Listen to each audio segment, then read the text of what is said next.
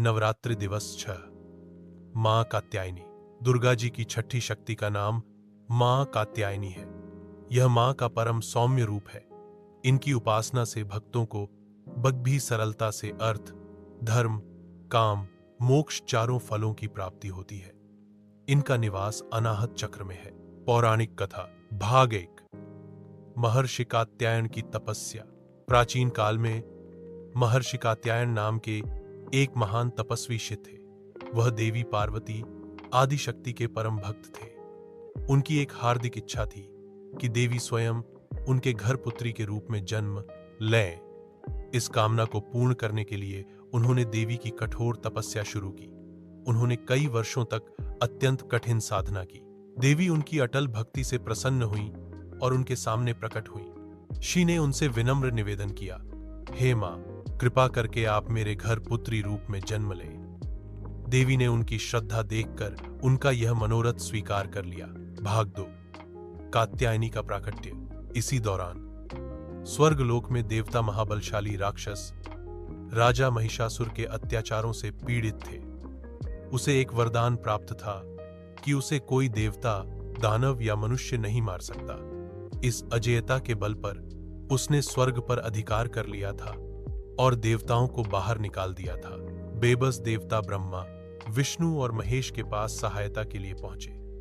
समस्या का हल निकालते हुए त्रिदेवों और सभी देवताओं ने अपने अपने तेज दिव्य ऊर्जा को मिलाया। इस प्रकार एक अतुलनीय प्रकाशपुंज का निर्माण हुआ। यही तेज कन्या के रूप में परिवर्तित हो गया। यह सर्वोच्च शक्ति की प्रबल अभिव्यक्ति महर्षि कात्यायन के आश्रम में प्रकट हुई।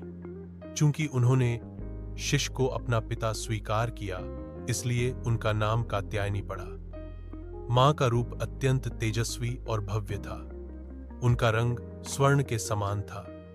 3 नेत्र थे और 18 भुजाएं थीं, जिनमें सभी देवताओं द्वारा दिए गए दिव्य अस्त्र शस्त्र थे। भाग 3। महिषासुर का वध। मां कात्यायनी की रचना एकमात्र उद्देश्य के लिए हुई थी, महिषासुर का वध करना। मां और दानवों की सेना के बीच भीषण युद्ध छिड़ गया। अंततः मां का सामना स्वयं महिषासुर से हुआ। यह लड़ाई अद्भुत और संपूर्ण ब्रह्मांड को कंपाने वाली थी। महिषासुर अपने अहंकार में मां को भ्रमित करने के लिए बार बार अपना रूप बदलता रहा, किंतु मां कात्यायनी अडिग रहीं। जब वह एक विशाल भैंस से महिष के रूप में आया, तो मां उसकी पीठ पर कूद गईं। जब वह उन्हें अपनी पीठ से गिराने की कोशिश कर रहा था, तब भैंसे से दानव का आधा रूप धारण किए हुए ही मां ने अपने त्रिशूल से उसके वक्ष को भेद दिया। एक जोरदार चीत्कार के साथ उसका सिर धड़ से अलग हो गया और उसके अत्याचारों का अंत हुआ। इस प्रकार मां ने तीनों लोकों में पुनः शांति और धर्म की स्थापना की। यह विजय विजयदशमी के रूप में मनाई जाती है, जो बुराई पर अच्छाई की जीत का प्रतीक है। छठे दिन मां कात्यायनी की उपासना का महत्व। अधर्म का नाश। मां उन दुष्ट शक्तियों का विनाश करती हैं जो बाहरी हों या आंतरिक, जैसे अहंकार, क्रोध, लोभ, साहस की दात्री। वह अपने भक्तों को कठिनाइयों का सामना करने का साहस और निडरता प्रदान करती हैं। मनोवांछित फल की प्राप्ति।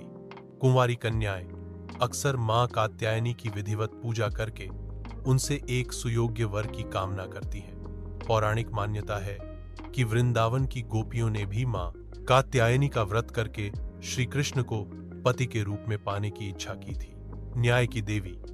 वह अधर्म और अन्याय के विरुद्ध दिव्य क्रोध का प्रतिनिधित्व करती हैं।